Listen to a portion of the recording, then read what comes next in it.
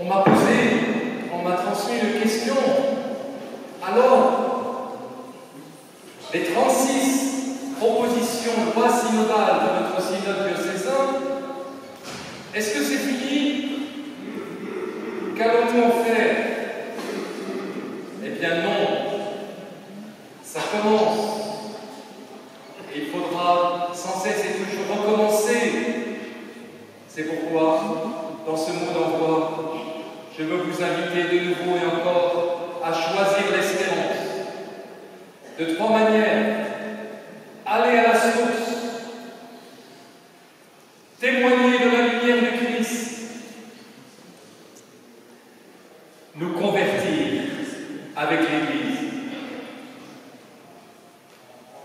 Aller à la source. C'est ce que la Vierge Marie a dit à Bernadette. Et ça n'a pas été tout de suite qu'elle a pu recueillir l'eau claire et la boire. Il a fallu qu'elle gratte la boue et qu'elle creuse un peu. Aller à la source, c'est-à-dire continuer de recevoir avec un grand désir et avec joie ce que vous avez reçu ici à nous. La grâce de la prière, la grâce de la foi, la grâce de la charité, de l'amour fraternel. Allez à la source. Revenez au Christ. Nous pouvons être déçus de nous-mêmes. Même l'Église peut nous décevoir parfois ou nous attrister. Mais nous ne serons jamais déçus de Jésus-Christ, Sauveur du monde. Et il fait de chacune et chacun de nous ses amis. Allez à la source. Dans les lois synodales, je donne des exemples que nous allons reprendre encore. D'abord, par exemple, dans nos paroisses, conduire au moins une fois par an dans la belle chapelle de notre relais et de notre paroisse, une classe primaire de l'école catholique voisine ou des enfants du caté pour leur dire devant le vitrail, devant la croix du Seigneur, devant l'autel, dans cette belle chapelle, voilà pourquoi nous demeurons chrétiens. Voilà, on te le dit, on vous le dit. Ou bien encore, dans les lois synodales, habiter, participer à nos pardons. Ne pas en faire simplement des rencontres amicales, ce qui est déjà bien, mais préparer la prière du pardon, ou du rassemblement paroissial, ou de la procession. Préparer, la nourrir de la parole de Dieu. Une autre loi synodale, continuer à nous réunir en fraternité, comme vous avez fait, vous les jeunes, cette semaine, quand on vous voyait assis sur un banc ou sur l'herbe, partageant les merveilles du jour, vous posant vos questions à vos accompagnateurs. Continuez de vivre en fraternité, ou dans tous les mouvements d'église qui peuvent nous rassembler, par exemple, le mouvement chrétien des retraités, ou des groupes d'amitié, ou des équipes synodales. Continuez avec les supports qui nous sont donnés. Allez voir la suite. Vous aussi les plus jeunes. Si on reste isolé, on est un peu perdu.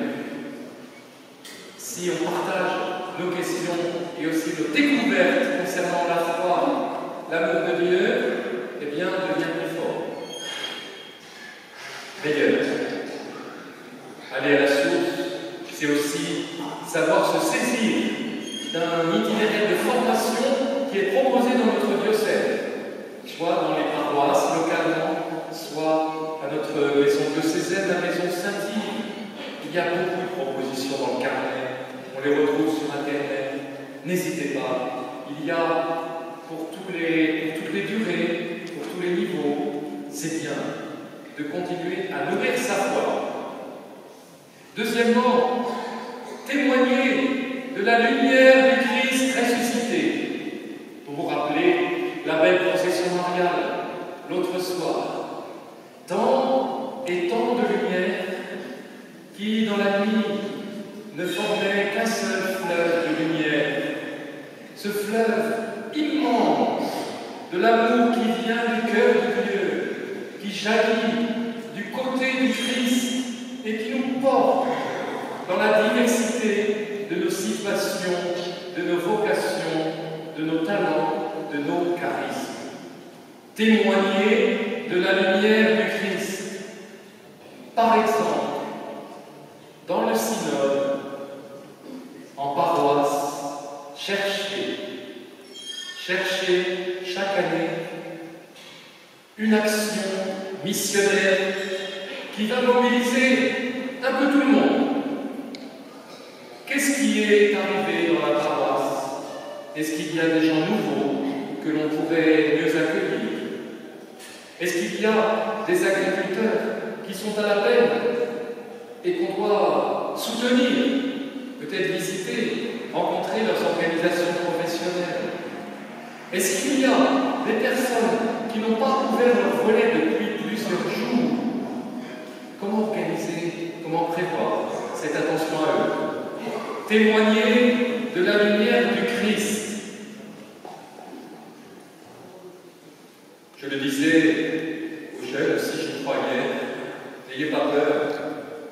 Parfois, si on est catholique, et si ça se voit, ça finit par se voir, vous savez.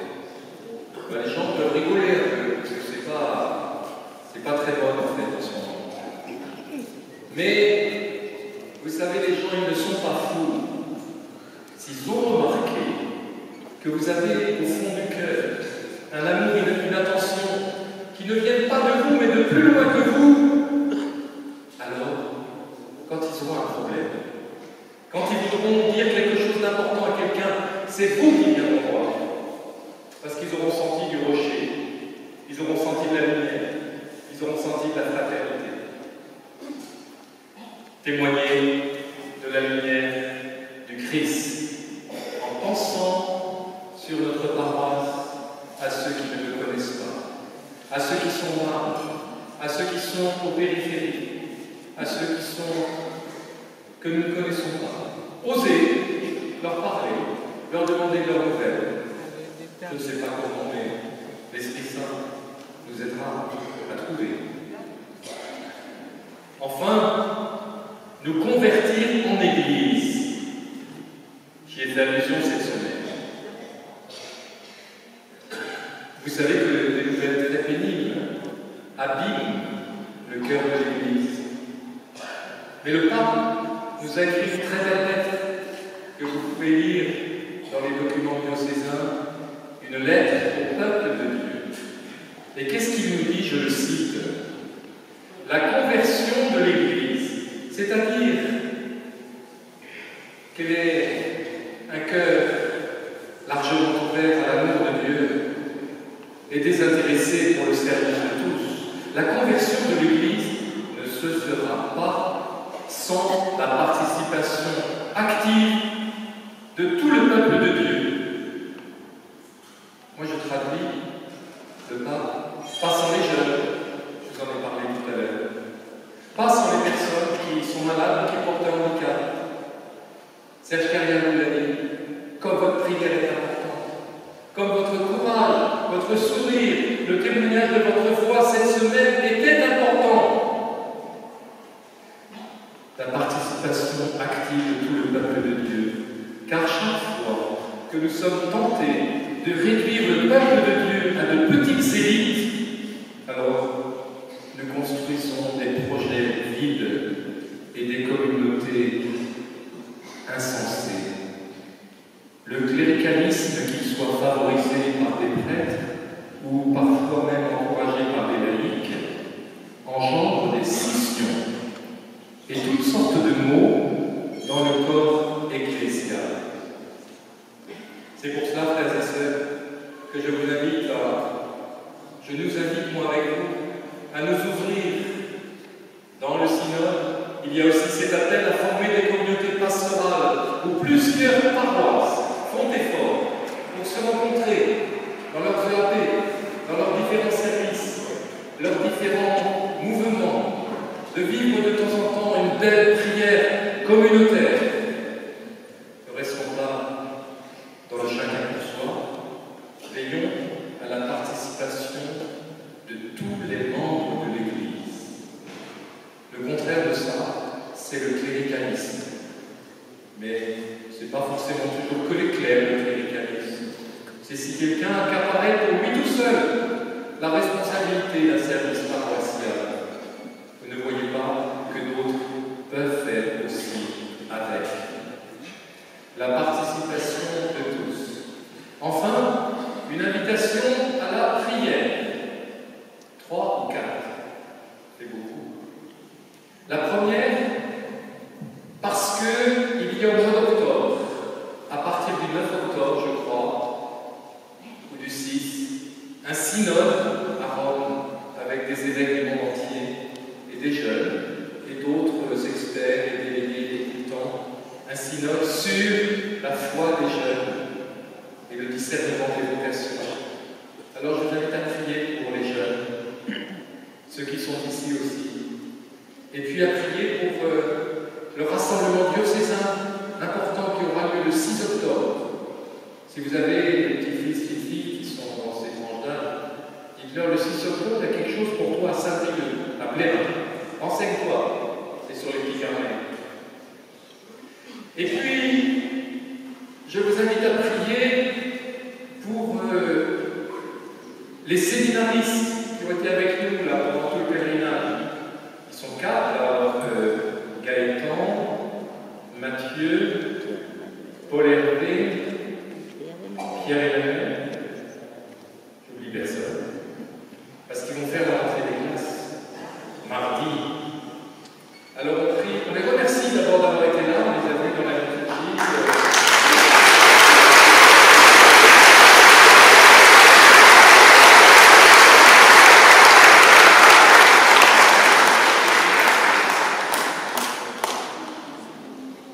Puis nous prions aussi pour, avec les religieuses qui ont été au milieu de nous, dans l'hospitalité ou avec tous les pèlerins.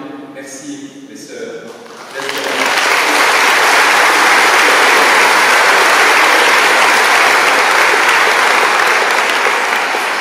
Et puis bien sûr, nos frères et diacres, mais je l'ai dit l'autre jour, ne pas nous isoler, ne pas nous mettre sur un piédestal, mais ne pas nous mettre non plus à l'écart d'un fossé, être simplement comme des frères avec nous. Merci de prier aussi.